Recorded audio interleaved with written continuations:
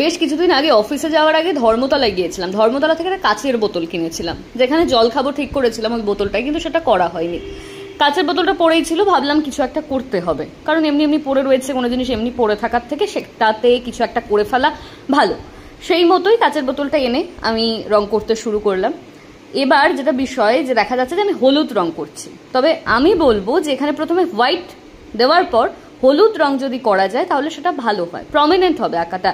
আগে সাদা দেওয়ার পর যদি আমরা যে কালারটা করতে চাইছি সেই বেস কালারটা যদি আমরা দিই তাহলে বিষয়টা আরও বেশি ফুটবে, যেটা আমার ক্ষেত্রে হয়নি, কারণ আমার সাদা কালারটা শেষ হয়ে গেছিলো, সেই কারণে আমি ডিরেক্ট হলুদ দিয়ে ফেলেছি এই বোতলটার মধ্যে। আর তারপর এই কলকাগুলো করেছি, মাথার জায়গাটা আমি রেড করেছি যাতে একটু দেখতে অন্যরকম লাগে, একই কালার করব সেই জন্য ওখানটা লাল করে দিয়েছি।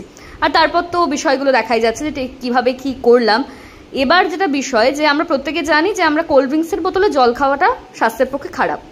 এবার সেই কারণেই এই কাচের বোতলটা আনা, কিন্তু আমি তো এই কাচের বোতলে আমার জল খাওয়া হয়নি, তাই এবার এই কাচের বোতলটা আমি কিসের জন্য ব্যবহার করতে পারি? ঘরের সৌন্দর্য বাড়তে পারে, এই যে কাচের বোতলটা যে এরকম রং করা হলো তাতে ঘরের সৌন্দর্য বাড়বে, আর আমরা ফুলদানি হিসেবে ব্যবহার করতে পারি।